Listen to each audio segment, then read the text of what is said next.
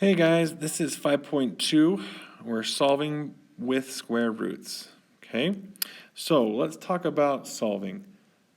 If you have 1x in an equation, then it's easy to just solve using what we've learned with operations, order of operations, or PEMDAS. Okay, so here's a pretty simple equation. How would we get x by itself? So I've had lots of people say, oh, well, how do we get rid of a square? We square root. So we could square root both sides, and then people will write down and say, oh, my answer is x equals 5, which is true. 5 would make this equation be equal to 0, right? If we plug this in, if we did 5 squared, that does give us 25. So that would be correct, okay? So, but we also talked about in our last unit about how a quadratic always has two solutions, okay? So if we look at what we wrote down here, there's only one solution, it's 5. So where is the other solution, okay? So here it comes from is when you square something, it always makes something positive.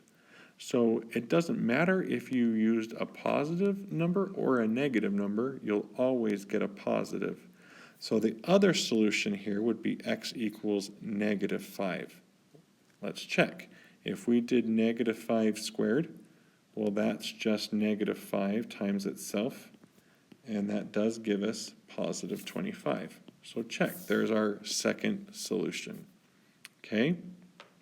So an easy way to kind of remember that is when you square root both sides, you will always have a plus or minus. So I would write it right in front of your square root, and we'll write that right here. So important reminder, anytime you use a square root to solve, you'll always have a plus and a minus right in front. Okay? So let's try a couple more examples. Again, we'd start by square rooting both sides, plus or minus. So this one doesn't give us a nice number like the square root of 25 was 5. The square root of 28 is not a great number, but we did learn last time that we can simplify the root. So we could be 2 and 14, and then 2 and 7. Circle groups, they come out in front. So it would end up getting x equals plus or minus, that still stays in the front, would have the 2, and then the square root of 7, which is not in a pair, okay? And that would be our answer. So if you can, always simplify your roots. Okay, last example, this one's a little different too. When we square root, what happens when we square root a negative? Again, we learned that the square root of a negative will always give us an imaginary. And we will write that out in the front of that square root. Okay? We could try simplifying the root. We would have 2 and 5. Those are both prime, and we can't go any further. There's no pairs, so anything that's not in a pair, which is the 2 and 5, that would go back in, and we'd end up getting the 10 still. So nothing changed there. All right, so that's the basics, and then we're going to add just a little bit more to that, okay? So just really quick, get you introduced to the fundamental theorem of algebra. That basically says that a polynomial of degree n, so whatever the highest exponent is, so highest, I did not write that right, highest exponent has that same number of solutions. So if we look at this example, its degree is 2, so we would have 2 solutions. And that makes sense because we've been doing lots of quadratics, and they all have 2 solutions. This example, how many solutions would we expect? Here we would expect to have 3 solutions. And then for this one, this is a linear, we would have 1 solution. Okay, so just keep that in mind. All right, so let's get into the the meat of this lesson, okay? So a lot of your problems, I guess all of them, are in this form. It's called vertex form. How do we know it's vertex form? It's because we have one x and it's being squared. If it's not, then it's a different form. So we talked about standard form, we talked about vertex form, or not, sorry, standard form and factored form. And then our third form is vertex form. This form is great when we're graphing. So you'll see that a lot coming up in our next unit. But for now, it's really good for solving too. Okay? So when we're solving, again, we are doing PEMDAS in reverse. So that's like SAD, MEP. So just a reminder what those letters stand for. P is for parenthesis, E is for exponent, M is for multiply, and D is division, A is for addition, and S is for subtraction. So again, we'll start, when we're solving, start with anything that's adding or subtracting, okay? Another way you can think of this is you just want to get x by itself. You're just working your way to get everything to the right side, okay? So adding and subtracting, this is subtracting. So we'd want to do its opposite is we would add 25. So we'd end up getting x plus 5 squared is equal to 25. Okay, so that's our first step. Next would be any dividing or multiplying. I don't see any of that. Next would be exponents. We have an exponent, so we want to do its opposite. We would square root. So just like we did at the top, we would still have a plus or minus.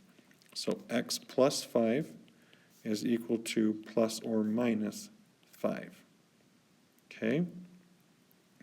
And then our last step would be what's inside the parenthesis. We'd want to subtract 5. I'm going to ask you kindly to try and leave a spot so that you could just put that minus 5 in front of that plus or minus. It will help us a lot, especially when the numbers aren't great, like irrational or imaginary, okay? So we're almost there. We have two solutions here. We have negative 5 and we have the plus 5. And then we also have negative 5 and then minus 5. So this will give us 0 and negative 10. Those are our two solutions. Okay. And we're good. Okay, let's try a couple more. Let's look at B. So there's no adding or subtracting. Next would be multiplying and dividing. This 4 is being multiplied by x squared. So we'd want to do its opposite. We would divide both sides by 4. So x squared is equal to 2. Next would be our exponents. So we would square root. Don't forget the plus or minus. And we would get our answer. So we can't simplify the square root of 2. So we are just done. So that one's not too bad. Okay. C, I think, is a lot like A. So I'm going to skip that for time. But you could see it on the filled-in notes if you need to. All right, this one will be a little different for you. So same thing, PEMDAS backwards. So we would subtract 6. That would give us 20. Next thing, we'd want to get rid of this exponent. So we would square root. Don't forget the plus or minus. Before we write that down, we can see if we can simplify the root. So here we've got 2 and 10, 2 and 5. So we have a group or pair of 2's that would come out in front, and then the 5 would stay inside. Okay, so plus or minus 2 square roots of 5. Okay, and then our last step would be to add 1. Again, I am just going to add 1 right in front. Okay, and that will give us our final answer. It would just be 1 plus or minus 2 square roots of 5. Why? Why here we could actually add and subtract to give us 0 and negative 10. Why can't we do that here? Well, the right side is irrational. It gives us a decimal that never ends. Okay? If we add 1 to it, it's still going to be a decimal that never ends and has no pattern. So we would have to round at some point. We want exact answers, so we are already done. We're not going to add or subtract. Okay? All right, let's look at a couple more. Let's try this one. Again, there's no adding or subtracting, but we do have some multiplication going on. So we would divide both sides by 2. We would get x plus 1 squared equals negative 4. Next, we'd want to get rid of the exponent, so we would square root. Don't forget the plus or minus. And then we know the square root of a negative is going to be an I, and the square root of a 4 is a 2. So we've got 2i, and then the last step, again, we would subtract 1 on the other side. Again, this is not a like number. The negative 1 is real, and this is imaginary. And we cannot add or subtract those together. So this would be our answer, would be x, and maybe I'll write it over here. X equals negative 1 plus or minus 2i. Okay, you are welcome. I don't think I wrote this or talked about this yet, but you can write these separately if you would like. In some ways it's nice because, sorry, can't multitask.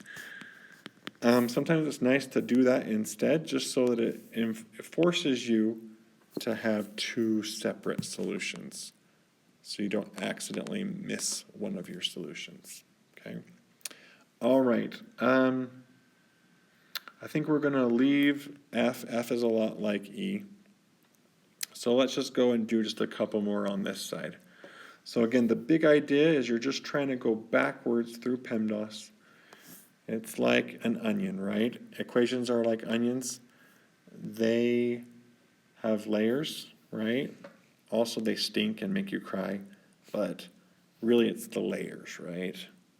Layers. Okay, so take off these layers. So first thing we'd want to do is subtract 2.